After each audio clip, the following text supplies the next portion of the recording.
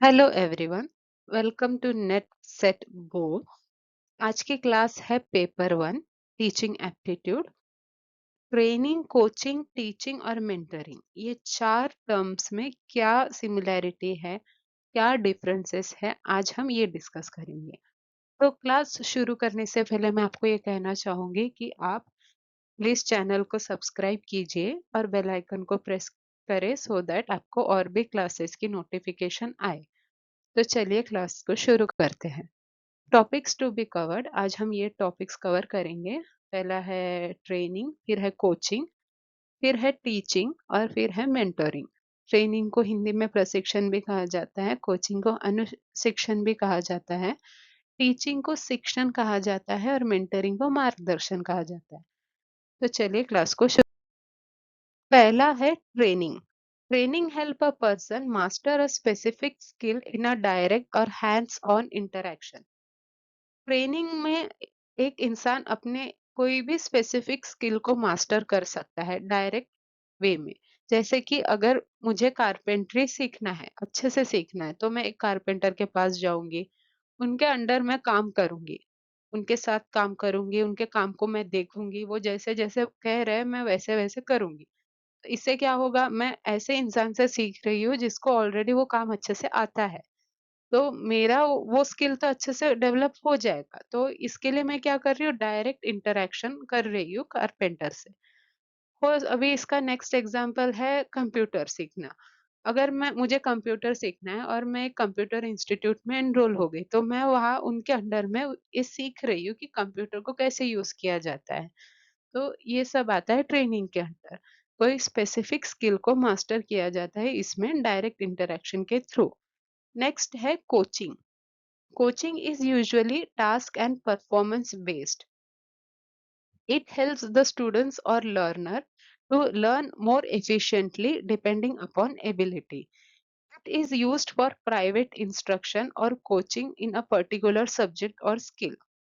जैसे हम ट्यूशंस करते थे उन सब्जेक्ट्स के लिए जिसमें हम उतने अच्छे नहीं है, हमको शायद स्कूल में अच्छे से समझ में ना आता था, या हमको ज्यादा अटेंशन की ज़रूरत थी जिस सब्जेक्ट्स में, हम उसके लिए ट्यूशन्स लगाते थे, तो वो भी कोचिंग ही है, जो हम प्राइवेटली करते हैं। और इसमें बस हमको हेल्प चाहिए होता है, ताकि हम वो चीज़ को और अच्छे से कर पाएँ। इसमें हम कुछ अलग से नहीं कर रहे होते, जो हमको ऑलरेडी करवाया जा रहा है, उसमें हमको थोड़ा और हेल्प के लिए हम कोचिंग लेते हैं। ये कोई स्कूल या फॉर्मल एजुकेशन का पार्ट नहीं है, ये हम अलग से कर रहे होते हैं।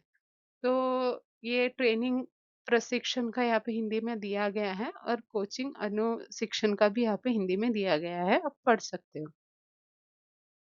अब नेक्स्ट है teaching.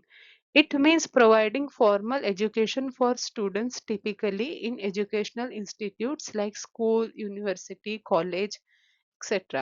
Increase capability in a general suite of skills through direct interaction with teaching.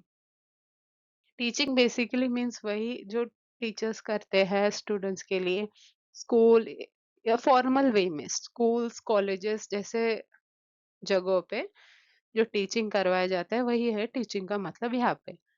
Mentoring. Mentoring, the role of mentor is to build capability. The developmental mentor helps the learner discover their own wisdom by encouraging them to work towards career goals or develop self reliance. Great mentors fill in the blind spots, clarify motivations, and remove mental obstacles to success over long term interaction. Mentors basically कुछ पढ़ा नहीं रहे होते हैं, पर ये motivation देता है। और जो अगर कोई एडवाइस चाहिए हो, कोई गाइडेंस चाहिए हो, तो ये मेंटोर्स देते हैं हमको।